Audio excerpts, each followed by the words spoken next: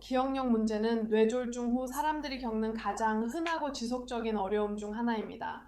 자, 뇌졸중을 겪은 대부분의 사람들은 뇌졸중이 발생한 위치에 따라 언어 자료나 시각 자료에 대한 기억력 문제를 겪게 됩니다. 기억력 문제를 악화시킬 수 있는 여러 요인이 있습니다. 예를 들어 주의력이 문제가 있다면 기억력에 영향을 미칠 것입니다. 그래서 매우 붐비는 쇼핑몰에 있다면 주의력이 분산되어 기억력에 영향을 미칠 것입니다. 나쁜 식습관, 수면 부족, 운동 부족, 스트레스나 불안, 걱정 등도 기억력에 부정적인 영향을 미치며 우울증과 같은 낮은 기분도 마찬가지입니다. 이 모든 것들이 기억력에 부정적인 영향을 미칠 것입니다. 하지만 기억력 문제를 보완할 수 있는 여러 방법이 있습니다. 안타깝게도 뇌졸중이나 뇌 손상 후에 기억력을 되돌려줄 방법은 없지만 이를 보완하는 방법을 배울 수 있습니다. 예를 들어 사람들이 가장 기억하기 어려워하는 것 중 하나는 약을 복용하는 것 또는 이미 복용했는지를 기억하는 것입니다.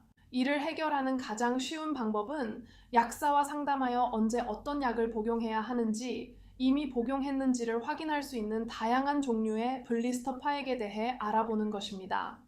이것이 특정 문제를 보완하는 한 가지 방법입니다. 기억력을 돕는 보다 일반적인 방법으로 가장 많은 증거가 있는 것은 다이어리 사용입니다. 예를 들어 어떤 사람들은 전자 다이어리를 사용합니다. 저 자신은 약속, 사람들의 이름, 전화번호를 기억하는 데 도움을 주기 위해 큰 종이 다이어리를 사용합니다. 중요한 것은 다이어리를 사용할 때 자신에게 가장 잘 맞는 것을 찾아야 한다는 것입니다. 뇌졸중 후 기억력 문제가 있는 사람들은 일반적인 사람들과는 다르게 다이어리를 사용하는 경우가 많습니다. 예를 들어 단순히 약속을 적는 대신 목요일에 물리치료가 있다면 다이어리에 약속을 적고 실제로 물리치료사에게 우리가 한 일을 적어달라고 할 것입니다. 이렇게 하면 다이어리가 해야 할 일을 상기시켜 줄 뿐만 아니라 이미 일어난 일을 상기시켜 줄 수 있습니다. 누군가가 당신을 방문하면 다이어리에 그 내용을 적고 무엇을 했고 무엇을 이야기했는지 상기시켜 줄 수 있습니다. 이렇게 해서 다이어리를 다르게 사용하여 기억력을 향상시킬 수 있습니다. 기억력을 향상시키거나 기억력 문제를 더 잘 대처하기 위해 정말 중요한 또 다른 것은 시스템과 조직을 갖추는 것입니다. 저는 모든 것을 제자리에 두고 모든 것에 자리를 두는 것을 자주 기억합니다. 모든 사람들이 흔히 잊어버리는 것 중 하나는 열쇠를 어디에 두었는지입니다. 하지만 문 옆에 항상 열쇠를 걸어두는 고리를 두고 특정 장소에 두는 습관을 들이면 잃어버릴 가능성이 줄어듭니다. 다른 종류의 조직과 시스템도 사용할 수 있습니다. 예를 들어 아침에 일어나는 일상 루틴을 가지는 것입니다.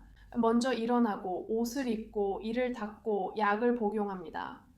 습관을 들이고 조직 시스템을 사용하면 기억력 문제가 있을 때 독립성을 크게 향상시킬 수 있습니다. 기억해야 할 또 다른 주요 사항은 도움을 요청하고 기억력 문제가 있다는 것을 사람들에게 알리는 것입니다. 사람들에게 다이어리의 내용을 적어달라고 하세요. 사람들의 얼굴과 이름을 기억하는 데 어려움이 있다면 이름이 적힌 사진을 요청하고 다이어리에 그 모든 것을 보관할 수 있는 장소를 마련하세요. 그래서 어떤 어려움을 겪고 있는지 파악하고 그 특정한 어려움을 보완하고 도움을 받는 것이 중요합니다.